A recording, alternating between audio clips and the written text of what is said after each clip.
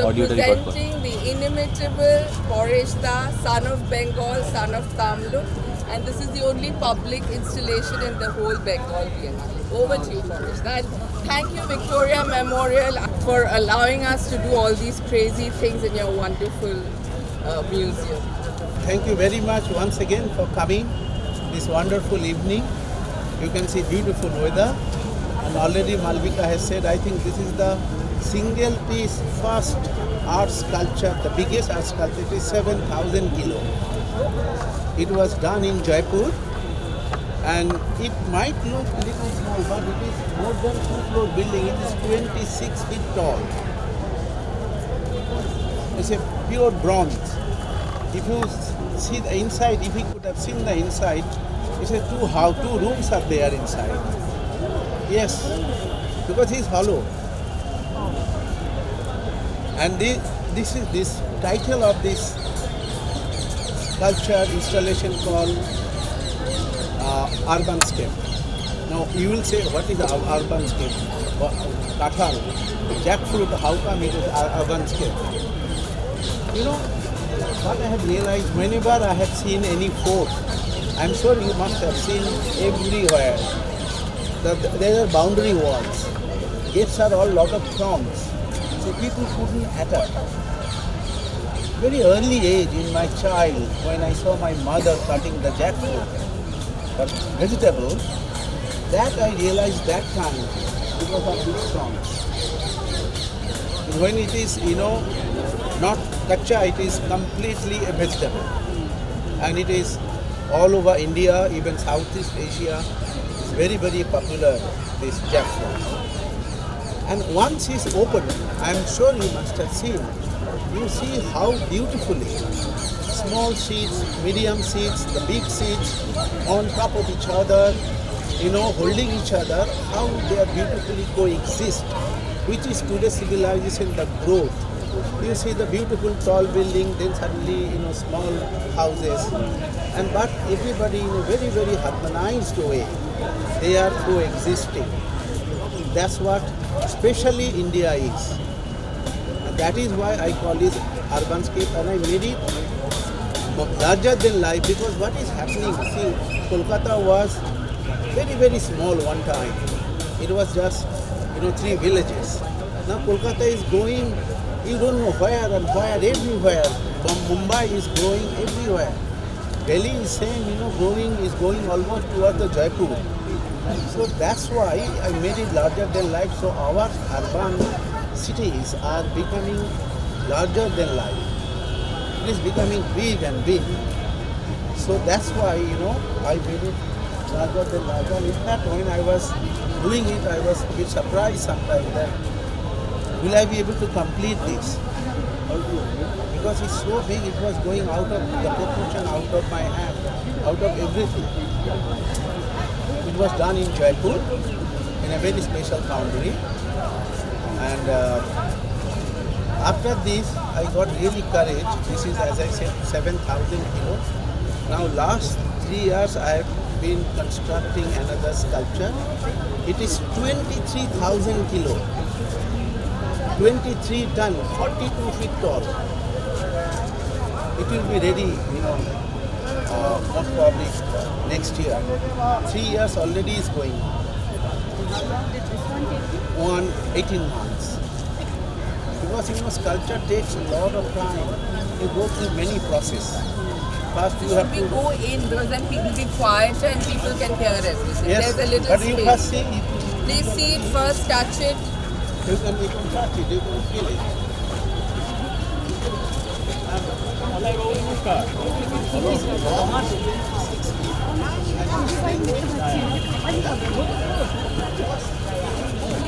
Everyone,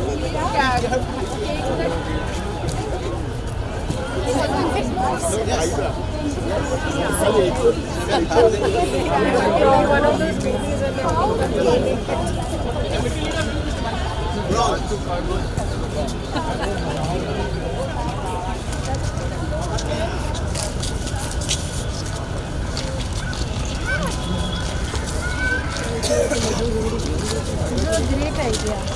I must tell you something. Many people they ask me that you are a painter. Have you done this the first time? First, I started my life as a child, 7 years. I actually started clay modeling and sculpting. Yes, that many people they don't know. They think that I am the painter. You thought But- watercolor was your first love. No. First was sculpture. What did you sculpt first? I used to do the toys, do the 7 years old when I was going to school. So, as you said, watercolor. So that was the only medium that I could get because I come from a very humble background. There was one piece of paper and water. And later on, I realized that this is the most difficult medium in any form of art. History. This college, Government College of Art and Craft, that time we had to study everything. Painting, sculpture, printmaking, graphics, everything. So again, the sculpture came when I went to Delhi. When I went to Delhi, and then I had a big studio and a place in Bangalore. What is the plan here, by the way? Tell us. About this No, urban about scape. the walk through. This is the walkthrough, then they will go inside That's what I was. to see the Abanindranath, Abanindranath Sinani building. That will be on there, the iconic exhibition. So, one day I was sitting, it was raining. Summertime basically, we used to spend in Bangalore. Beautiful, garden and all this. I saw lots of ants are going. Chitia, pipre, huh? Then I saw one motorbike was standing from the window in the garden, gated community. And I realized that that ant, the pipre, the two parts looks like, the motorbike fuel tank. Yes. I don't know if you have seen that installation, that fuel tank. So then I did that installation with the fan blade and all and motorbike. You have seen that installation. And then I was doing big sculpture there in Bangalore. About, let's say, 2001 big sculpture there in the fountain. I was asking another friend of ours, she has also a known gallery in Bangalore called Premila. Premila said, I know somebody who has this. So then I went to that studio and I was making sculpture. Then when I came to Delhi, so simultaneously now all the time I'm painting. Because sculpture, you cannot make it one day. It is a very lengthy process. You first make a market. I don't make market. I go straight, big clay. Then this was first made out of clay with the big armature. They said probably we have never made it same foundry where Himadji does it. They said that we have never used so much of clay for one single sculpture. He said I was bringing trucks and trucks because it's open space. It looks so small. It's a very big. And then I do in two places sculpture, one in Jaipur, one in Noida, Greater Noida. Yesterday I was there in Jaipur. Yesterday I came in the afternoon looking at that sculpture which I said 42 feet tall, 23,000 kilo. Yeah, and that will be, this is 7,000. That will be 42 feet tall.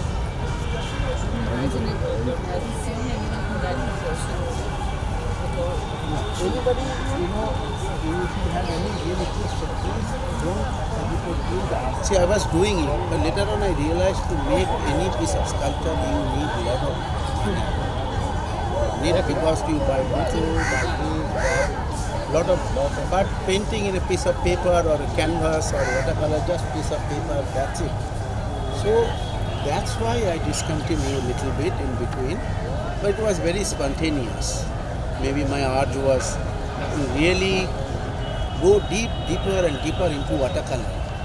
So when I was in Kolkata till 1989, I was heavily doing watercolor too because I understood making bigger. And finally, I could create 9 feet sheet watercolor, which is the rarest in the world.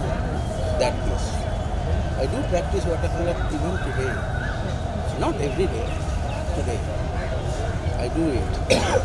And in our temperature, winter month is very good for because of the temperature, but yet also very bad because when I do watercolor, then I have buckets of water, so cold. Delhi is cold. Primarily I live in Delhi in last 35 years. So cold water to handle, go everywhere. It's very tough, very difficult. এদিকে ওদিকে আমাদের বন্ধুর গার্ডেনে আসে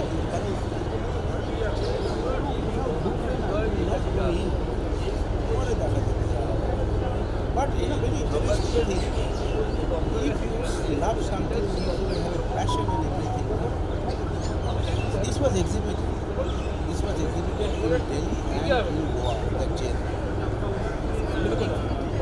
Thank you so much, Boris. That's No, been no. so wonderful, and thank you for this. As I said, the only public sculpture we have in the whole No, Vienna. I think they have done it. It has decided this is the best location than that location. Yes. And after two venues, Delhi and Goa, I think that India's best location this culture has got. It's like it's found It's itself found a place. its place. It literally By decided itself. its own place. Yes. Organically. Yes. So I think now we can all slowly Yes. walk. Thank you Yes. so much. A round of applause for the amazing forest. Thank you. Namaste once again. A very warm welcome to all of you at Victoria Memorial Hall.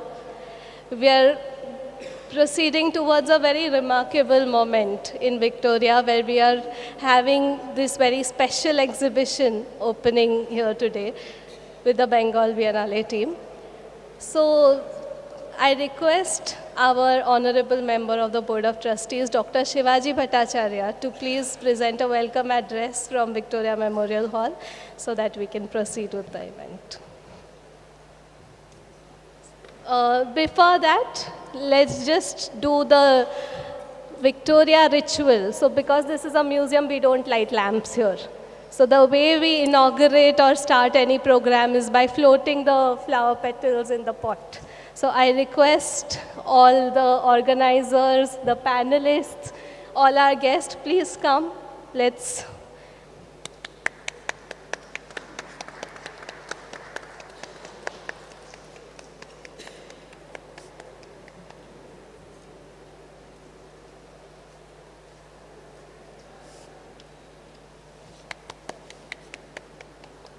a round of applause. Let's declare this exhibition open.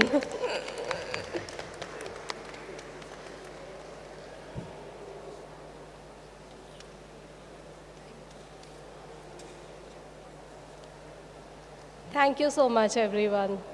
সবাইকে নমস্কার A very good afternoon to one and all. We are gathered here today to celebrate this very special exhibition, which is a part of the first ever Bengal Biennale, the Art Festival, organized by the Game Plan Foundation in collaboration with Victoria Memorial Hall. I, on behalf of the Victoria Memorial Hall, welcome all the eminent persons as audience, dignitaries and speakers of this program who present here to devote and share their valuable times to disseminate their knowledge, experience and good thoughts in this special program. This art festival showcases the works of about 100 artists across many venues in Kolkata and Shantiniketan from 6th December 2024 to 5th January 2025. Today, the collection of Victoria Memorial Hall is one of the most significant in the country when it comes to Indo-British history, and we are always keen to bring out the artworks in well-curated exhibitions that create a new dialogue around them. This is for your kind information that 4 remarkable exhibitions are being featured across multiple locations inside Victoria Memorial Hall. In this Darbar Hall, there is one exhibition you are seeing that between home and the world, Arabian Nights, Cubist expressions, and feminine interiors of Jora Shako.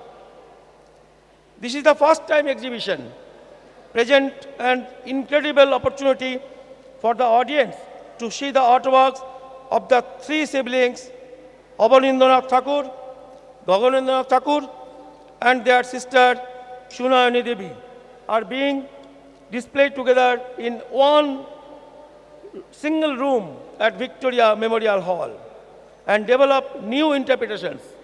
It is also remarkable in the sense that the women artists who have been overlooked and sidelined in history are getting their well-deserved recognition, being displayed on an equal platform with the men. Here exhibited, already you have seen that artwork by Abanindranath Thakur, the Arabian Night series of painting by Rabindranath Tagore are displayed. We know some of the works, such as the Bharat Mata, are remarkably important to the history of India. Next, artworks by Gaganendranath Thakur, the Cubist series of painting by Gaganendranath Tagore displayed, and artworks by Shunayani Devi. There are 3 artworks from Victoria Memorial Hall collection are displayed here. We hope that the audience enjoy this exhibition. We are thankful to the Bengal Biennial team for making this exhibition happen, and all the support from the Rabindra Bharati Society is truly appreciated. The other 3 exhibitions at Victoria Memorial Hall also bring unique artwork to Victoria Memorial Hall that we are sure the audience will enjoy. Already, we have seen a mammoth, a big artwork of Padmasri Paresh Maiti sir is here, that is Urbanscape. Outside the south gate of Victoria Memorial Hall, an art installation in the shape of a giant jackfruit made by the artist Padmasri Paresh Maiti, which is already creating a lot of intrigue among the audience and has become a beloved photo opportunity. Number 3 exhibition, In the Presence of the Eternal, by Henri Cartier-Bresson, and famous French artist and photographer at Aurobindo Ashram. We are also very honored to display the reproductions of some of the last photographs of Sri Aurobindo by Henri Cartier-Bresson at Victoria Memorial Hall from the collection of Gallery Russia near the Great Indian Reformers Gallery, which is the most appropriate context for them. And 4th exhibition, a unique exhibition, Threads of the Ramayana, a Katha chronicle. Display of a Katha panel made by the women of C Katha artisans, which show 42 narrative panels of the Ramayana illustrated in Katha embroidery, one stitch at a time. It's tremendous, and it is only apt that this has been displayed at Victoria Memorial Hall. It shall now get the appreciation of the thousands of visitors which it will deserve. This is also in Great Indian Reforms Gallery. Yeah? Yes.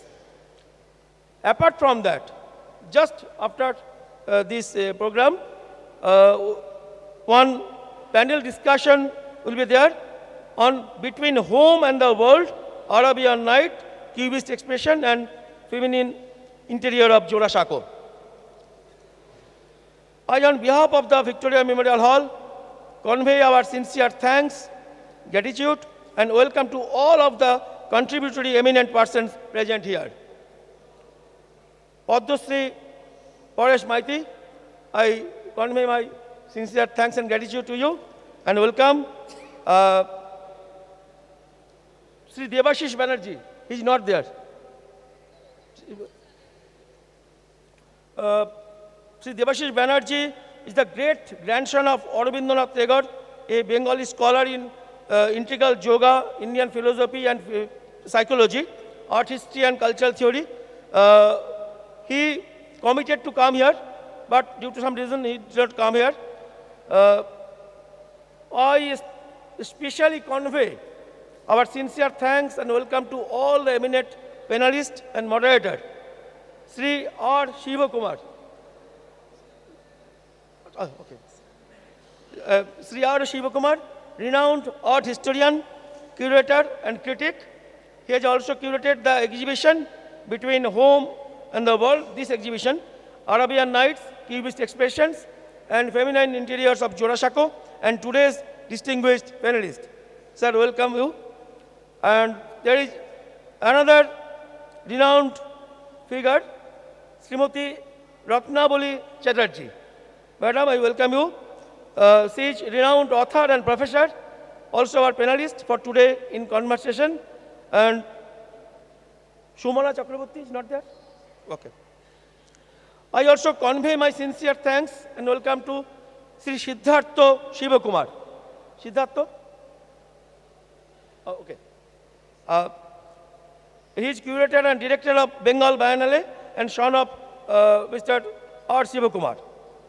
Srimati Malavika Banerjee and Sri Jeet Banerjee, we welcome you, sir. Director, they are Director, Game Plan Foundation and Trustee of Bengal Biennale.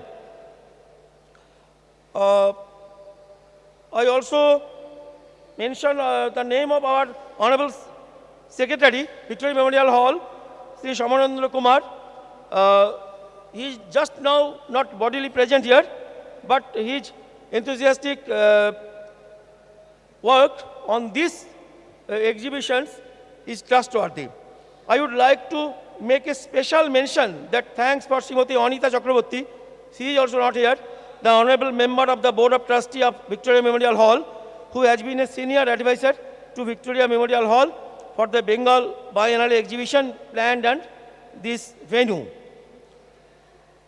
We at Victoria Memorial Hall are keen to reach a larger audience, and with these new exhibitions as a part of the Bengal Biennale, we look forward to engaging more and more people with art, making new connections with some visitors and strengthening them with our older visitors.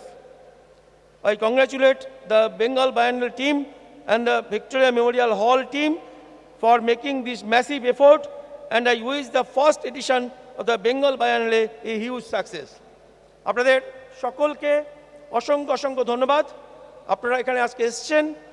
আজকের অনুষ্ঠান শুধু নয়, যে কদিন ধরে আমাদের এখানে এই প্রোগ্রামটি চলবে আপনারা দেখবেন এবং অনুভব করবেন, এবং আগামী দিনে ভিক্টোরিয়া মেমোরিয়াল হল এই ধরনের আরও বেশ কিছু অনুষ্ঠান করবে, সেখানেও আপনাদের সহযোগিতা চাই। এবং আপনারা সবাই ভালো থাকুন, এনজয় করুন। আর সামনেই আসছে ইংরাজি শুভ নববর্ষ, সকলকে ধন্যবাদ জানাই। Thank you, Jai Hind. Thank you so much, sir, for taking this responsibility. Also, on behalf of the Secretary, sir, you've summarized everything so well. Now, we proceed towards the panel discussion. I invite Shahana to introduce the panelists for today. Thank you, Ashwini.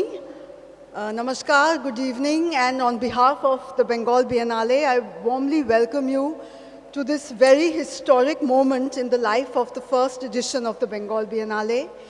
All the introductions have already been made, so I would just like to thank, on behalf of the Biennale, the entire team of the Victoria Memorial Hall who have opened their doors to us, and especially made possible this exhibition of three masters who need absolutely no introduction to art lovers and connoisseurs. A special thank you to the Curator Secretary, Sri Samarendra Kumar, who unfortunately could not be physically present with us today. I'd also like to take this opportunity to thank our partners, without whose support Biennale of this scale would not have been possible.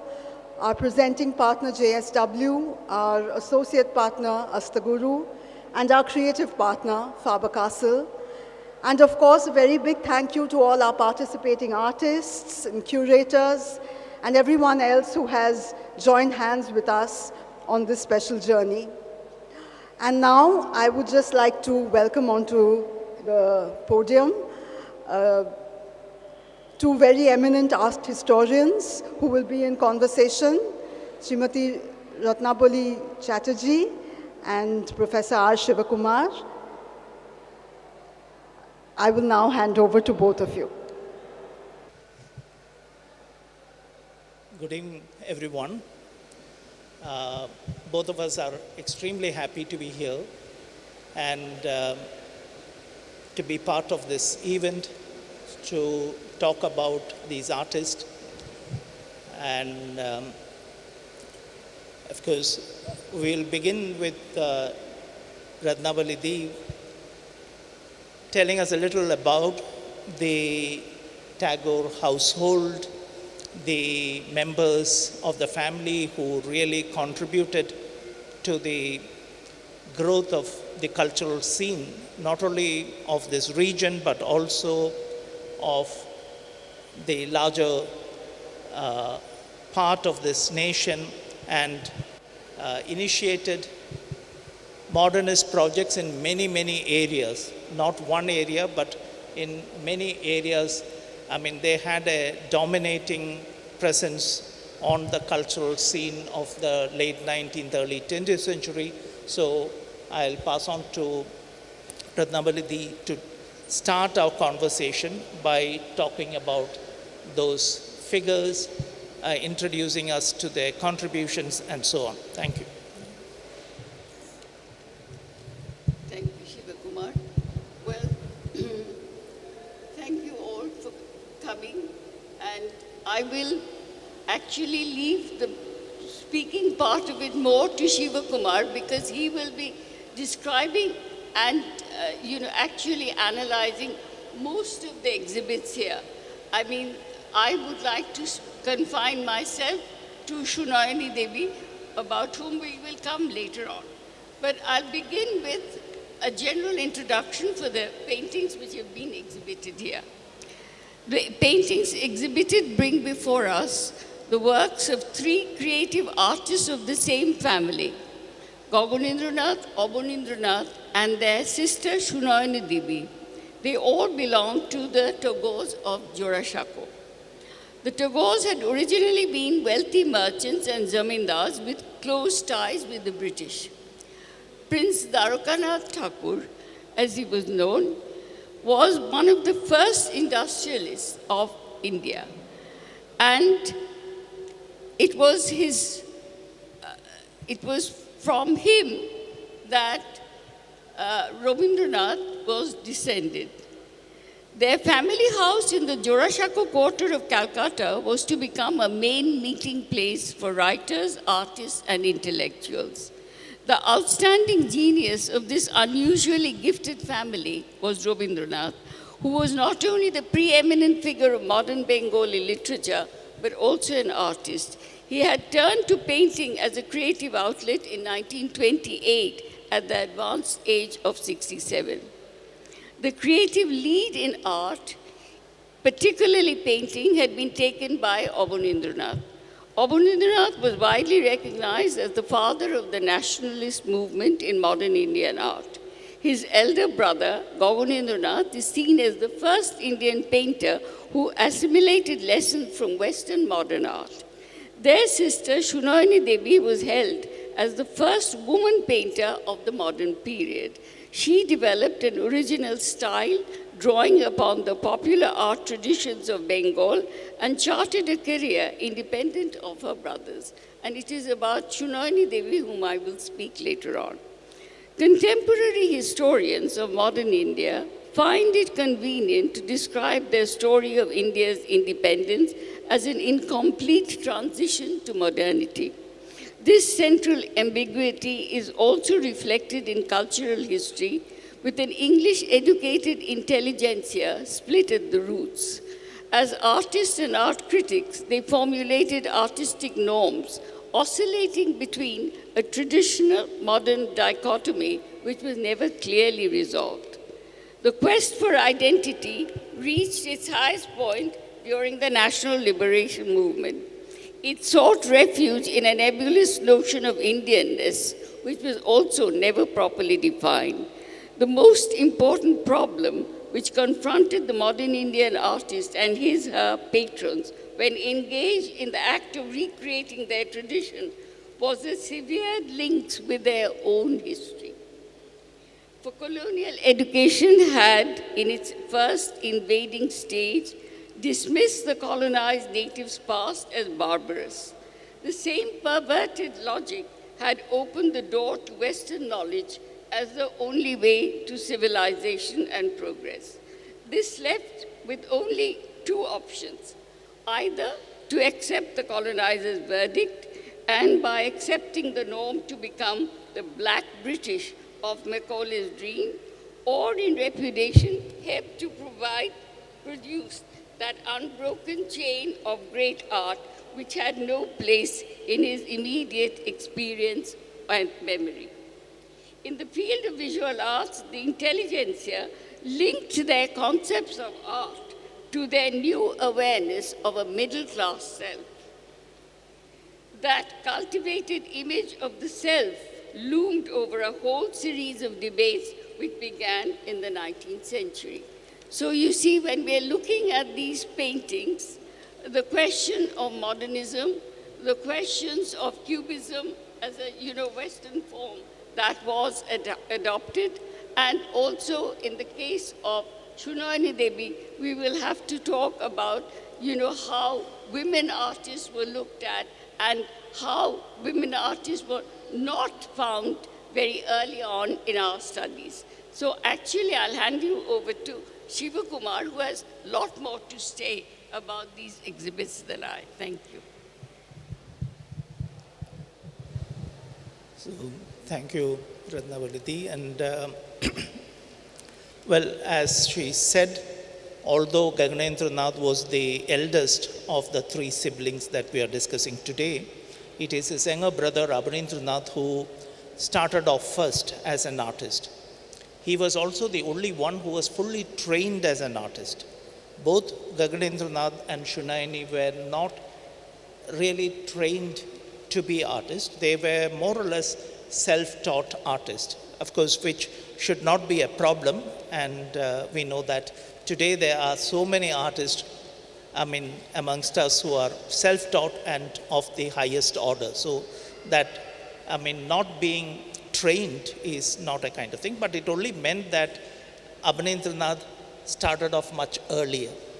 So he started painting while he was extremely young, and we know that he went to study under European masters, two of them, for not very long periods, but for substantial periods, sometimes intermittently. But by the 1890s, he was pretty known as an artist. And by 1896, he thought that he had to leave his training in the Western traditions and try to imbibe aspects of Indian art. But so that led him to be thought of as a revivalist, as somebody who revived the national traditions of painting in India and so on, which is partly true, but one also has to look at what even that revival meant to him.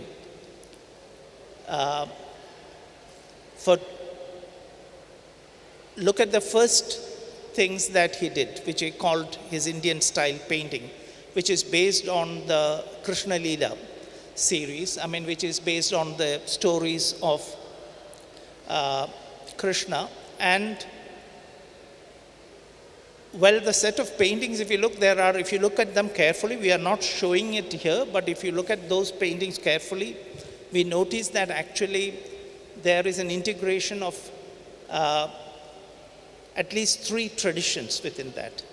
He was still working in the European watercolor tradition, in which he was trained. He was actually had as models 2 set of miniatures. One were late Mughal, or what we call provincial Mughal miniatures. The other were actually, illustrations to Irish melodies done by an English amateur painter who also was related to his family in a certain sense. One of his great uncles had a friendship with this person, and he actually locates her, and she in turn sends these miniatures that she had painted, illustrations to Irish melodies, as a gift to him. So these were the 2 reference points. Here again you have, on the one hand, late Mughal and these Irish melodies illustrations. So that's one thing. And the painting which made him very popular, which is included here, is the Bharat Mata. Now, if you look at the Bharat Mata itself, you can see interesting, kind of borrowings from things and multiple cultures within it. To start with, of course, Abanindranath always painted using Western watercolors, Winsor and Newton, their brushes, their, Wattsman paper, which was imported. So all his materials were European, one. His technique, of course, is a combination when it comes to Bharat Mata of the Western watercolor and what he learned from the Japanese artist. So the wash technique, which is a combination of these 2 schools, of Indian miniatures, especially the monochrome Mughal tradition, the Japanese ink painting traditions, and European watercolors and all that. Post-Turner kind of things. So he's actually combining traditions even in the technique there, which is also true of Bharat Mata. Bharat Mata, the figure itself was inspired by Sister Nivedita. Completely, European person who came to India to serve India. And there is a personal, probably connection there, that Abanindranath's daughter died of the plague in Calcutta. And Sister Nivedita was one of the people who was selflessly serving, helping, nursing the plague victims in Calcutta. So here you see again people from 2 different cultures being remembered together. So he has said in different places that it is also the memory of his daughter who died and the memory of Nivedita brought together in that figure. So you notice that his sources, his inspirations were all from multiple cultures. Although he would have himself said, I'm trying to revive the Indian tradition of painting, which didn't mean that you keep the other traditions out. And also if you look at the iconography, which is very interesting, it's unlike the more popular Bharat Matas of the next kind of generation. She is a person who is sustaining, who is someone who offers, kind of shelter, food, clothing, there's all that kind of spiritual knowledge and other kind of knowledge to her people. So in a sense, it's a mother figure who is nursing, who is, taking care of her children rather than a mother figure who is demanding sacrifices. So this again is something that came probably from his reading of the figure of Nivedita in a sense. So you see that he was never the nationalist in the narrow sense that we sometimes think him to be when we say that he was a revivalist. He was much more than that. And the best, kind of testament to that comes in the Arabian Nights, which is he did about 45 paintings in that series, and they were all done in 1 year. So anybody who is familiar with the techniques of wash painting and also of miniature traditional art will realize that doing this high quality of work, 45 of them in 1 year, is a real remarkable, kind of thing. It should be very concentrated, it should be extremely technically also. You will see the paintings are of very, very high standard. So it's a very difficult thing to do for any artist. And if you remember, most of our most famous miniature artists, their entire output of a life is not more than 30 or 35 paintings. The most prolific of our artists, Basavan or Mishkin or all those very, very Manohar, all those very famous, well-known artists of the Mughal atelier, sometimes they served 2 or 3 emperors, and still their work would be 30 to 35 miniatures. So miniature painting is a time-consuming and very intricate kind of thing. So Abanindranath does this remarkable work in 1 year, and almost he stops painting after this. So this is like, the high point of his career. Then he almost gives up painting. He once said, I have no more challenges as an artist. And another time he said, I put all my life's experience into these paintings. So they were also very special for him. There might have been another reason, I'll come to that later. But also when you think about these thing and the relationship that these paintings have with the Arabian Nights, one of the other things that we hold against Abanindranath, modernist writers, is that besides being a revivalist, he was a literary artist. He was an illustrator of, literary text. Now, which is partially again true, but not wholly. He begins as an illustrator. The first works he did were illustrations to a particular poem, Swapna Prayan, of Rabindranath's elder brother. And these were published in those days, lithographed and published. And then he illustrated Rabindranath's poems and plays, including Chitrangada. In all these cases, he was more like an illustrator. But his relationship to the text changes as he goes ahead. By the time Krishna Leela is again one such thing, and by the time he comes to Omar Khayyam in around 1907 to 1910, when he does 2 sets of those paintings, there he is completely moving away from being subservient to the text to somebody who is already interpreting the text in a certain way, but more or less keeping the spirit of the text. And Omar Khayyam, of course, is not a nationalist. What we would today call an Orientalist text, because he's using the translation. And those who have gone into the Omar Khayyam translations will realize that it is quite different from the actual original text, in the sense the whole structure has been changed. The sense of the cycle of time that we see in the English translation is not part of the original Persian text, and so on. So he's actually using an Orientalist text now, and in that he's more or less, in tune with the Orientalist perspective. But he is trying to do what the writer says. He's trying to create a parallel to that in painting. So he's not subservient, and occasionally, because some of the metaphors that the poet uses it cannot be translated into image. And then he invents visual metaphors to substitute those in the Omar Khayyam. And then there are other texts, I'm not going to it, but I'll come to the Arabian Nights. The Arabian Nights is yet again another Orientalist text.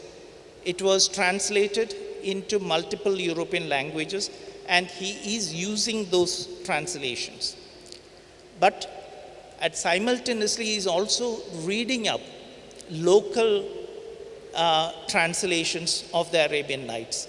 In Hindi, in the Bortala editions that you have, which are a kind of mixed language, hybrid language. And he is collecting them, reading them. So he has a whole set of Arabian Nights before him. And he's responding to these texts. The primary, of course, is the translation into English, which he's using. But what he does here is that he is no more illustrating the text at all. He is using this text to create another text against that. So those who go deep into the images will recognize many of the stories are turned on the heads in the paintings. What the narrator tells in the story and what Abanindranath paints are two opposite things. And he's actually having an anti-colonial discourse in these things.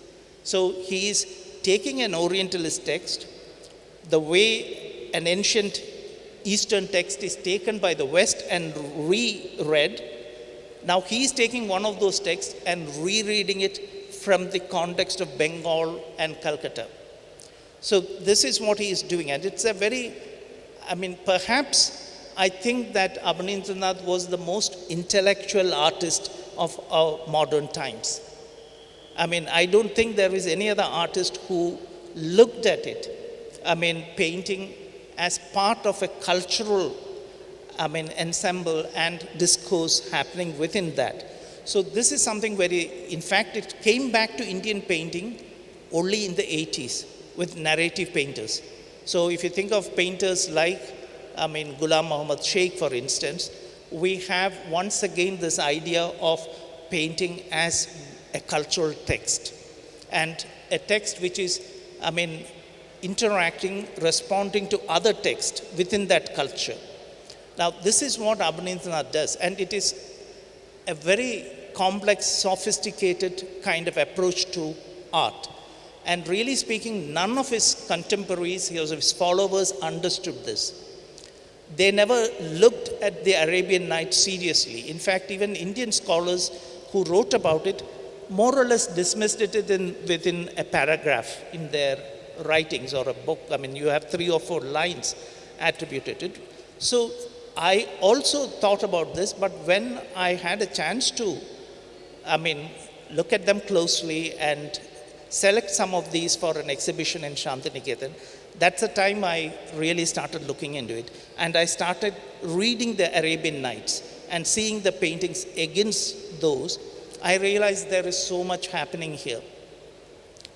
Now, to give you, I wouldn't go into all the details, but give you one example. There is this painting of the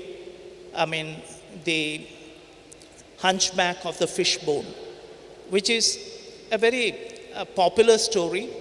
It's about a hunchback, a tailor and his wife kind of become friendly with, and they thought they will entertain themselves by taking the hunchback home and feeding him and making him do all kinds of things.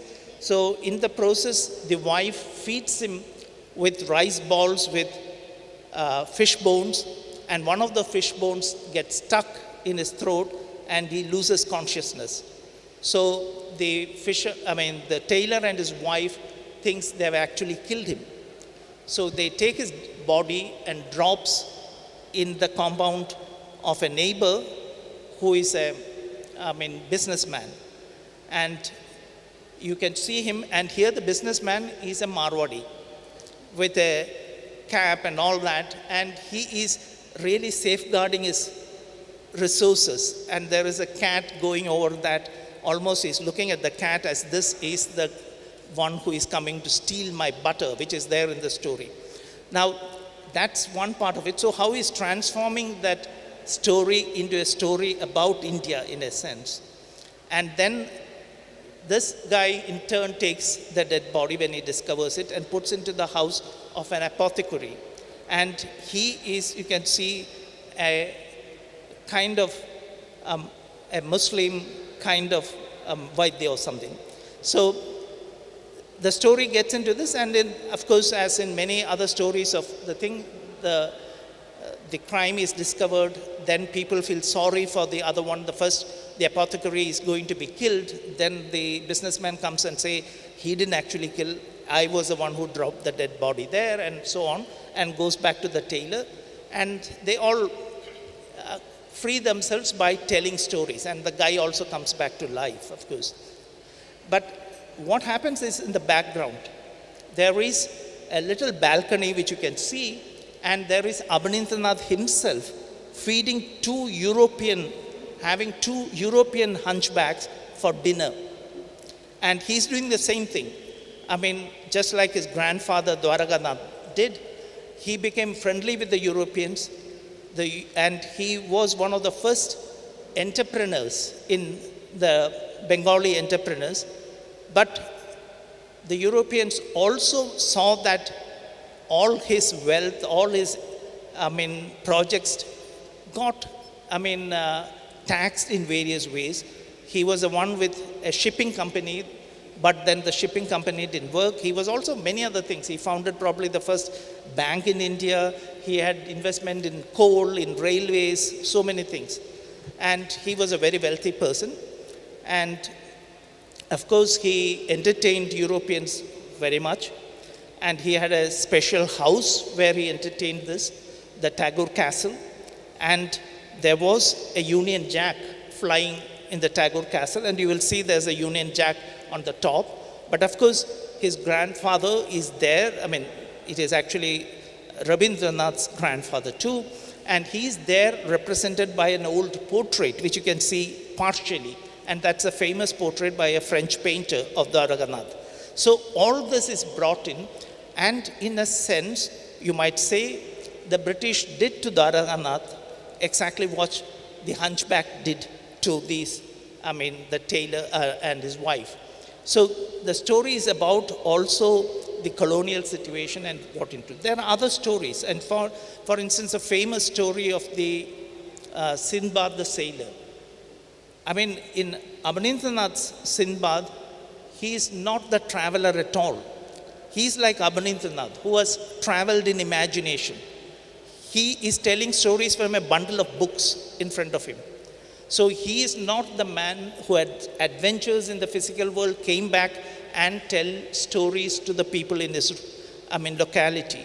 But he is the guy who has traveled in imagination and now telling stories on the basis of his readings. And he is also not alone.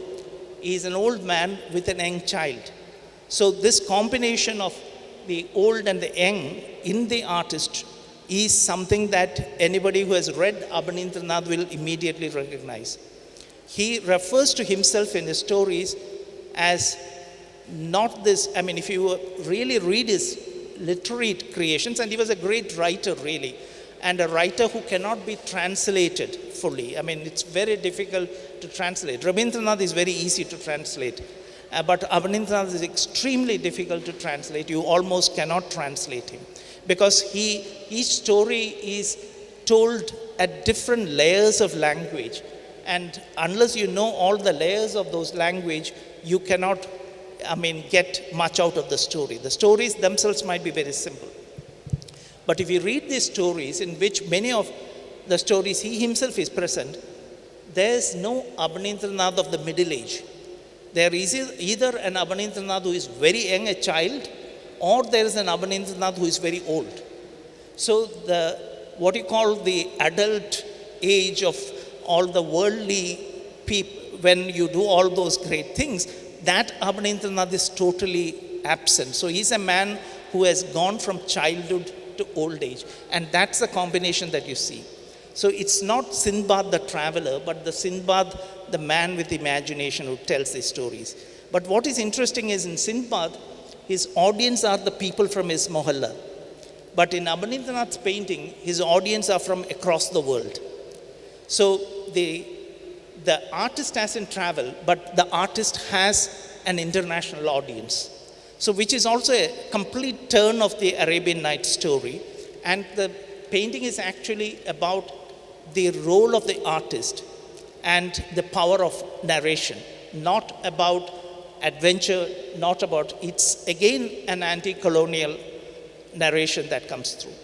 Finally, if you look at many of these, there are texts on the top of the paintings.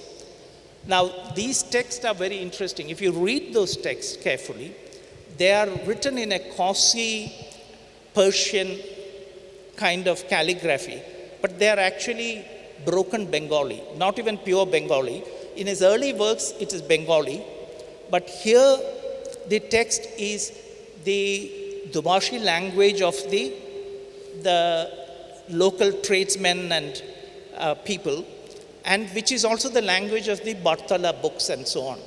So he's actually deliberately using a language which is of a different tier or different layer of social kind of structure. And then he's using a painting style which is highly sophisticated, which is almost, you can say, if you compare, courtly. So he's using two layers, that of the subaltern and of the most sophisticated elite. So both these he's bringing together in the painting, which is a very unusual thing to do. An awareness of the layered nature of culture itself. And that is also what he's trying to tell you.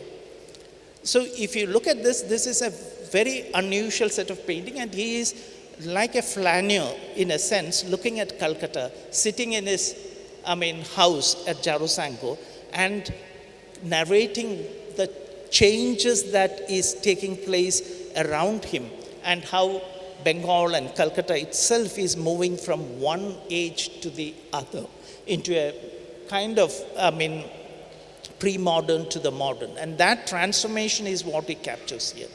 So each of these paintings, if one goes into it, it's very, very complex and very interesting to do. We can't do that today. So that explains why we thought that Arabian Nights should be shown in this exhibition, because it's not just some of the great paintings of the past that we have, but it's also a very foundational thing.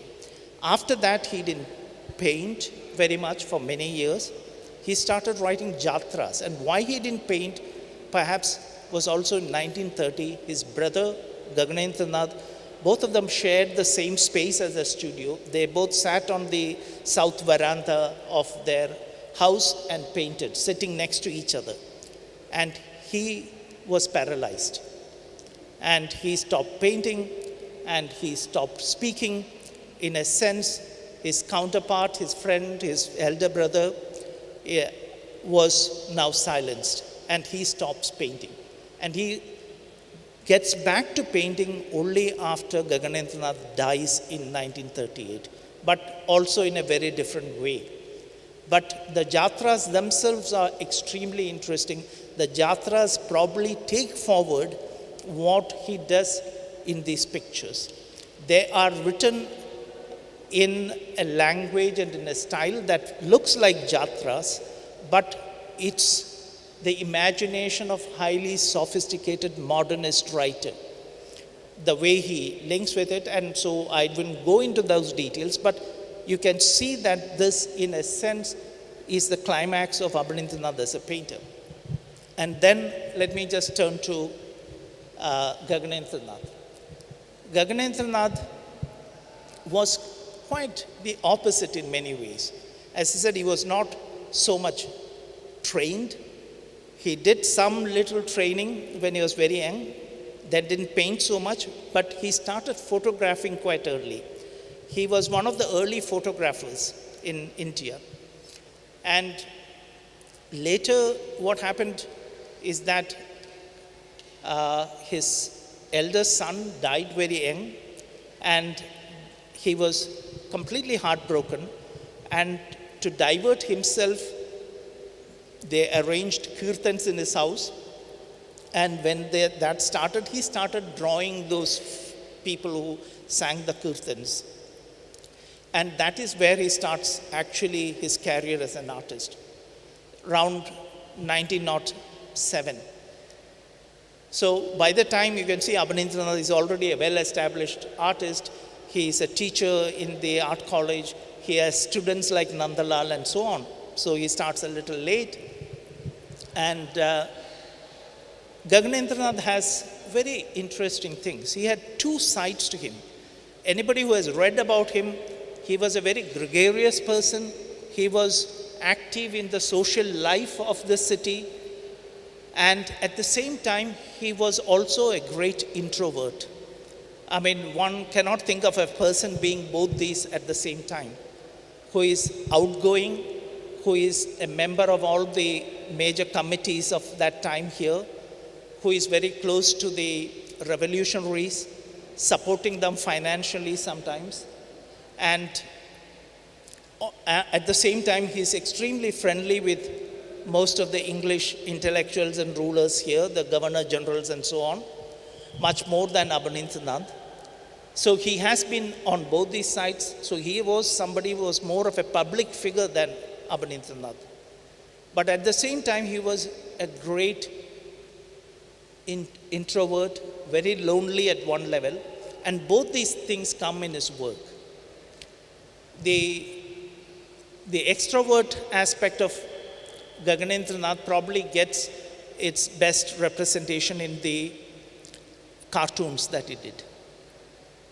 And he was also somebody who first started looking at everyday life more than Abanindranath. And Rabindranath, in fact, asked him to illustrate his memoirs, Jivan Shruti, because he thinks Gaganendranath would be the person who would be responsive to the everyday life. And for Gaganendranath, probably it was also a personal project, because he was only about 5 years, 6 years younger to Rabindranath. So what Rabindranath is talking about in that is the same world as in which he grew up. So it was also a personal autobiographical thing for him in a way. But he represented people around him, did caricatures of them. He did these cartoons in which he responded to contemporary events, sometimes personal. Many of the figures in the cartoons are people whom he knew and were close friends, including Rabindranath. But there is also a lot of things that is happening in the social world at that time about the westernization of how different classes, including his own class, is responding to the colonial rule. How, for instance, the first probably representation of, bride, suicide or burning is by, Gaganendranath. Now, all these things are there, just as the first literary rendering or representation of that is by Rabindranath. So he was very much engaged in all these things, but there was a different side to him, which comes through his paintings of the Chaitanya and his paintings of the Cubist period and the last set of paintings he did. The Chaitanya, because,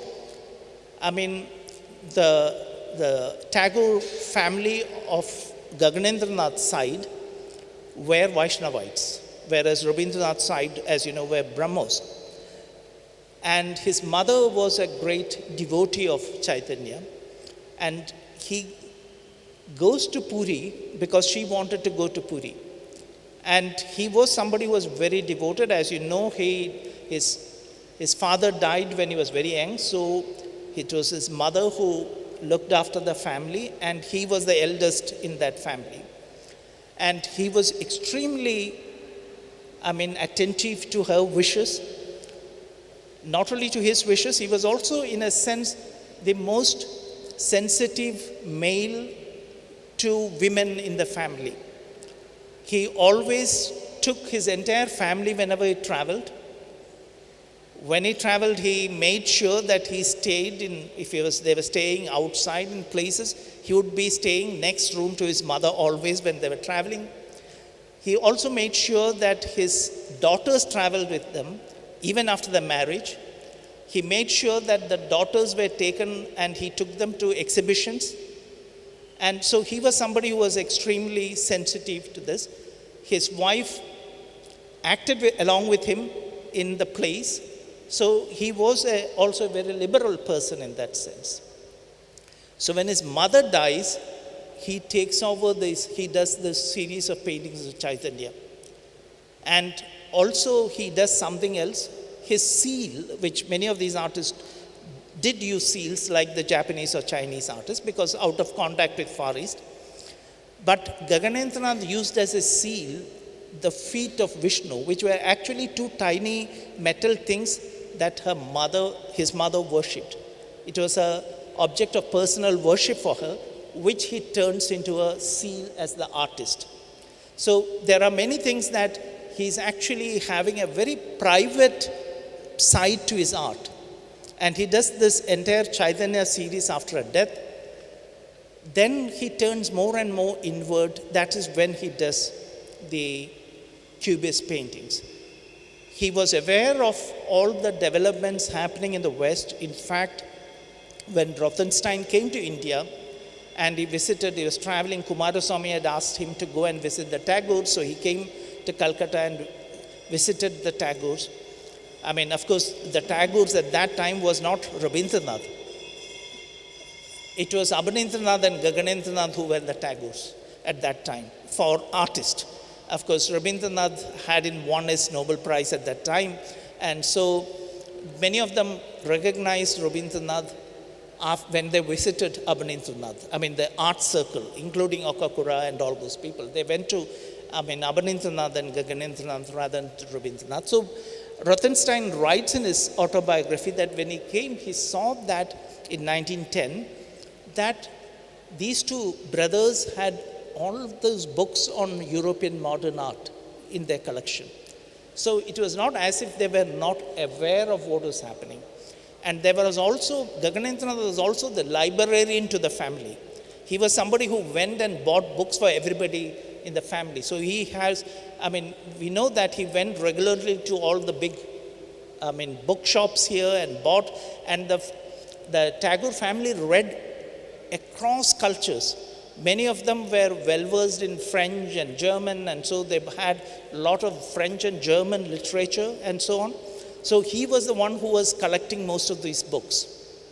And so he knew them very well, and there were a few people, especially lawyers, who had gone to England to study and who became familiar with European art, and some of them were his friends, and they did discuss European art thing.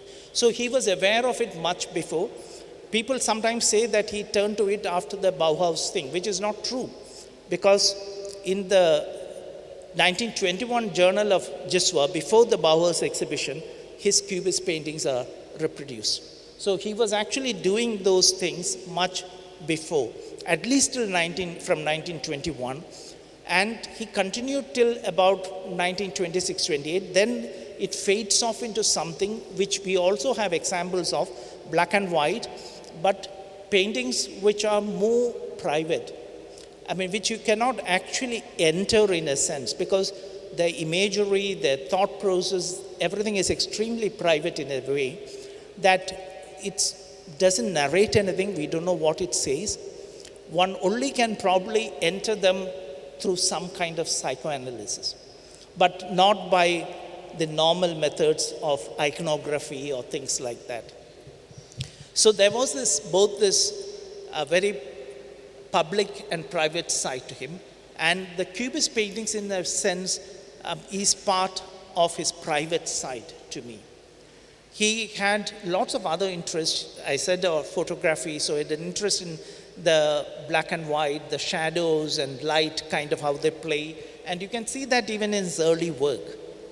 Now that begins to take a particular direction in these, and he was also fond of all kinds of scientific knowledge and instruments. So he used to sometimes get scientists to come to Jorasango and talk about them. In fact, sometimes it looks somewhat tragic. For instance, he got them to talk about radiation, which was just beginning. And in fact, his wife died of cancer, and she was one of the earlier patients who were treated with radiation at that time. So similarly, he had films got in and kind of thing, or other scientific things. And he was also interested, both these brothers were interested, especially Gaganendranath, in what you might call today technologically kind of intricate toys. And when they went to these melas and things like that, they looked for these new things. And one of the things he got was a telescope, that is like a kaleidoscope with a kind of lens through which you can see, and the world breaks out into fragments. So, which he used often and looked at the world around him through this telescope. Now, some of that also might have inspired him to get into. Then there were other side of his, which was his interest in theater and stage settings, which he was also probably following the developments that were happening elsewhere in the expressionist theater and so on. And he did stage for several of Rabindranath's plays, including Rakta Korabi, which he did a remarkable stage. And he also illustrated Rakta Korabi. So you can see all this comes together in his Cubist works. They are not Cubist in the normal sense. They are kind of a private world of imagination that he is entering through the mechanism of Cubism or kind of fragmentation of what he sees. So that is a very personal world he's entering, and which culminates in those very last paintings, which are almost silent, which doesn't talk to you. I mean, just as he would become silent within 2 years of those sets of paintings. So in a sense that there is that sense of private tragic world in Gaganendranath. It is very underplayed, subdued, but anybody looking at his work as a totality cannot miss seeing this aspect. Rabindranath probably recognized this aspect of it. In fact, the little obituary kind of thing that he wrote, points this aspect. He kind of, suggests this there. So he was probably somebody who recognized this, and being a painter himself who is trying to paint his own inner world in a way, he probably recognized this aspect of Gaganendranath more than anyone else. So these are the two of the three siblings we have shown here. And the third, their sister, she also comes into it in a very interesting way into the story. And she was not alone. There were many other women in the family, in the larger Tagore family, including, Rabindranath's daughter-in-law and many others who were also painters in their own right. And they were not just painters, they did many things. Sunaini has also taken, part in some of these activities like theater, but her elder sister, Kumudini, also probably was one of the first women to write an autobiography, and also plays and so on. So they had many, many dimensions. And I don't think there is anybody better to talk about all that than Ratnavali Di, because she is one of the pioneers in women's studies and women artists in Bengal. So please, to you. Thank you, Shivakumar. I don't know whether I can live up to this praise. Anyway, I certainly am not a pioneer, but I will say this.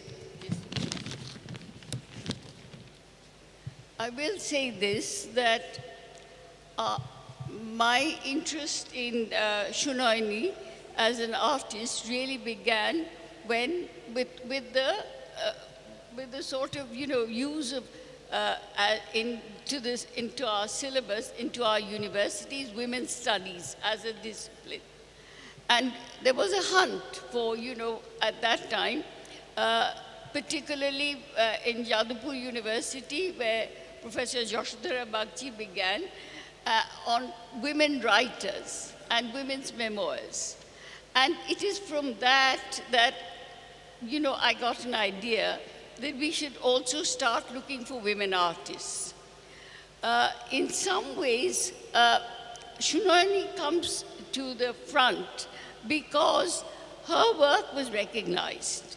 And she participated in exhibitions outside the country, And in some ways, she was also taken up as an important figure by people like Stella Kramrisch, who was at that time, looking at the Bengal school and looking at, not only as Shiva Kumar has pointed out very clearly, it wasn't a revivalist project, it was a project to understand their own connections with their own history, and that became a central problem, both with the art critics and with the artists themselves, as to how they were going to, internalize, incorporate these and make them their own. And Shunoini, very interestingly, was able to manage that. I mean, she has been talked about as one who looked at the art of the Kalighat Potuas and assimilated that and made it her own, made her own style. Now, actually, you see, the one thing that I need to tell you is that as art historians, we really face certain great obstacles. I mean, Shiva Kumar hasn't really mentioned it, but he had a horrible time trying to put the Arabian Nights, all the paintings together and bring it out in an exhibition.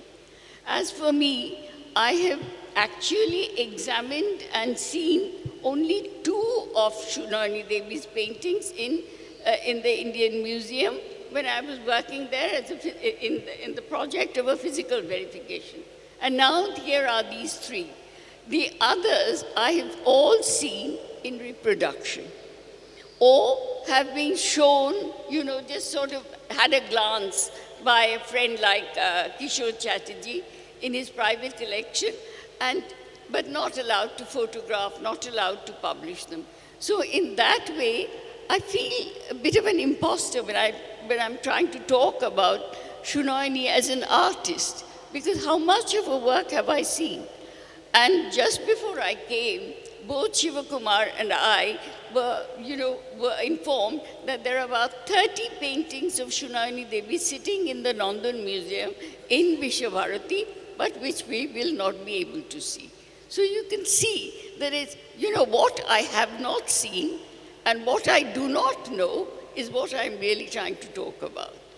And in some ways, but it's been an interesting exercise because I started reading up all the memoirs of the Tagore family. And you see, Abanindranath, we read over and over again. But what has been useful for me is to read the memoirs of Pratima Devi. It's called Sriti Chitro, which I had read before. But just before this, I started reading her again. And in some ways, she introduced me to Shunoini as a person.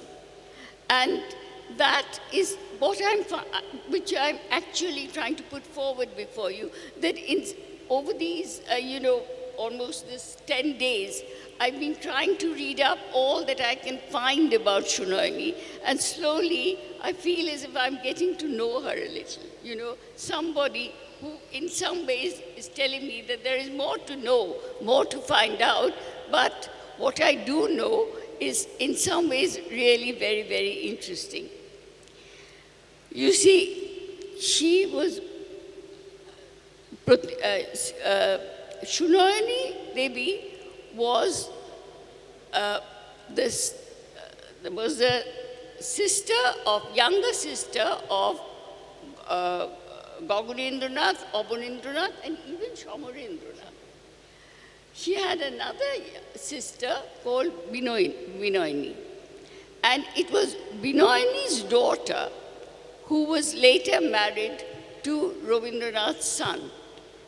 So in a way, you see, these 2 households were separated by certain, not only physically so much, but actually in certain customs, because both Gaganendranath, Abanindranath, Shunoini and Binoyini belonged to that branch of the family which still remained Hindu.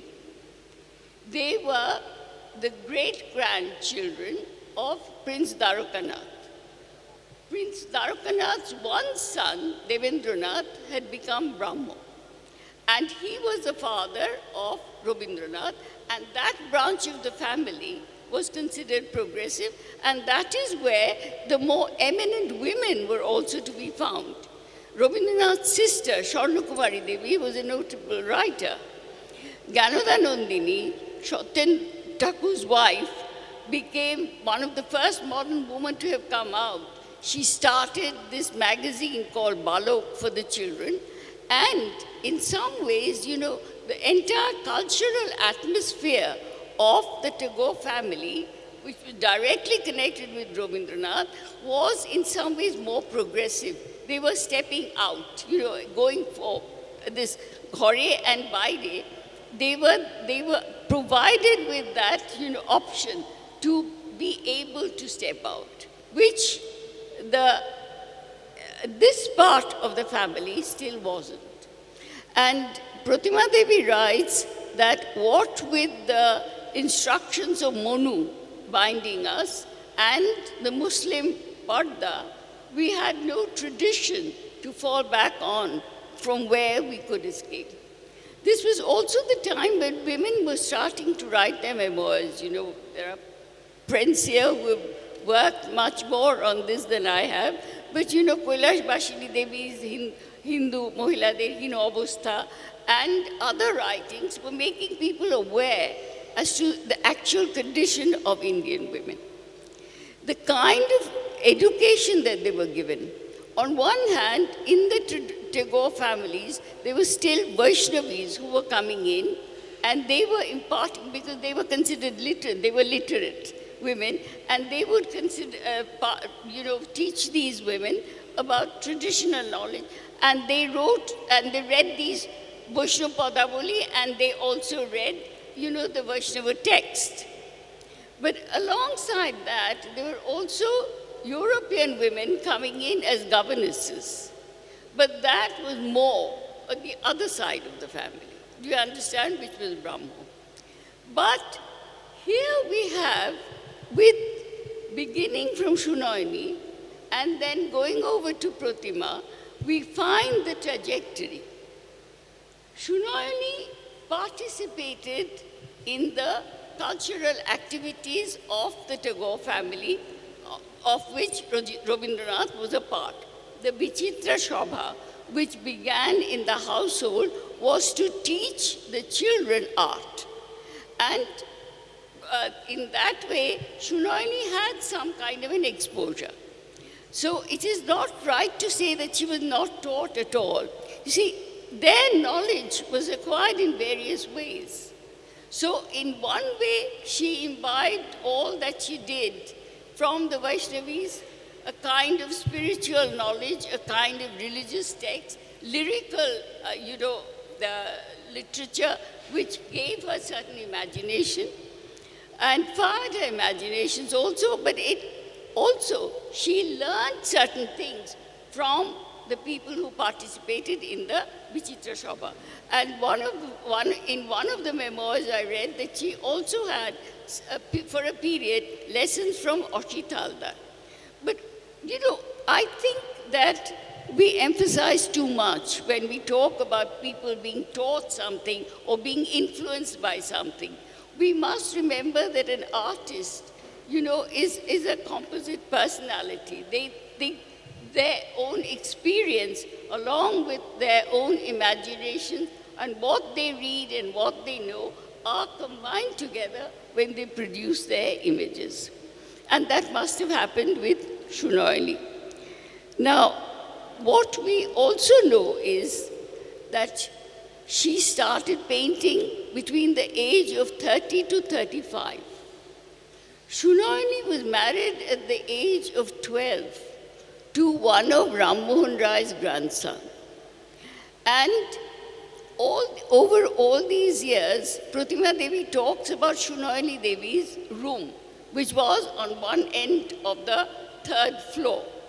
And there she used to close her doors, and from behind the doors, the children could hear her playing the shetar. So she was interested in music. And for a while, she would keep the children out because they interfered with whatever she wanted to do. It is known that about quite a few of her paintings were destroyed by one of her grandsons when he was playing with it with mortar.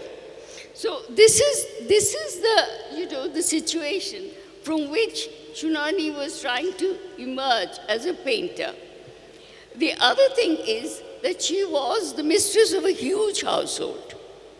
And Pratima Devi gives us a good, sort of a description of what that household was like.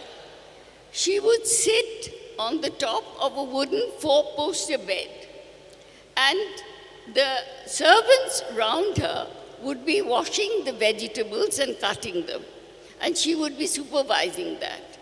And in would come a procession of people who brought in the goods from the market, the tradespeople, and even the Boshtumis. They all came together. These are the Boshtumis who sang. So in this procession, Shunayani sat and was doing her drawings. And sometimes she would be cleaning her brushes with the washed water from the vegetables. So this is Shunayani's leisure. She had no leisure. She had no time when she could paint, most probably except at night. But in spite of that, what we find out is that she participated in a number of exhibitions. Between 1923 to 40 were her most active years. On March 1923, she exhibited at the Crown Prince Palace's Berlin National Gallery along with Abanindranath, Gaganendranath, Nandolal, Esende, and K.N. Mujumdar. In 1925, the 14th exhibition of the Society, where the Bahua's artists participated. In 1927, she again exhibited with Women's International Art Club in London. Moreover, she was known to have exhibited in most of the shows of the Society of Oriental Art. So Purnima Tagore writes in her memoirs that Shunayani was always educating herself. She used the wash painting because she would she'd make a drawing and then she'd put it underwater. Because she said when the water flowed over the pages, she could see, she could imagine images. And the other thing that she herself, most of the people who were writing about her have said is that she used to dream. She used to say that most of her images came to her in her dream. So all along, there is this passage from the world of imagination to the world where she was, as an artist, struggling to express herself. Shunayani, there are examples of painting, poetry, which has been found, not in a cohesive manner insofar as that I can put them in a bunch, but one here and one there in one of these journals which were brought out by the Tagore women. And we see that she also wrote poetries which were extremely descriptive. And again, talked about an imagined world. So Shunayani, when she painted these, the three paintings that you see, is someone we see who is trying very hard to move between the two worlds. One of her imagination, one which she, as an artistic woman, wants to express herself both through music, drama, literature, and painting, and another person who is having to live the life of a matriarch in a huge household where they were moving from the old zamindari style to the new middle class. The difference between the Mughal zamindar and the the permanent settlement Zamindar was there right in front of them. And the older nobility still clung to Persian learning, to a courtly culture, and the household in between was also, the women of the household were also caught between the two. And interestingly enough, you will find more of the women of the household of the Tagore in Gaganendranath's painting than in Shunarani Devi's. In Shunarani Devi's paintings, what I see is what Pratima Devi said, এই আমার মাসি একদিকে তিনি হিন্দু পরিবারের গৃহিণী ঘোরতর সংসারী আরেকদিকে সংসার বৈরাগী শিল্প সাধিকা. So a tradition which she left for Pratima Devi to follow. Thank you, Ratnavali Di. I think I would have loved this to go on, and we were planning to take questions, but I think we have overshot the time, and maybe before the lights go off for their next function, so I think we should end here. Thank you very much. Thank you so much. Thank you, sir and ma'am, for giving us your time. This has been the best opening that this exhibition can probably get. Thank you so much for being here.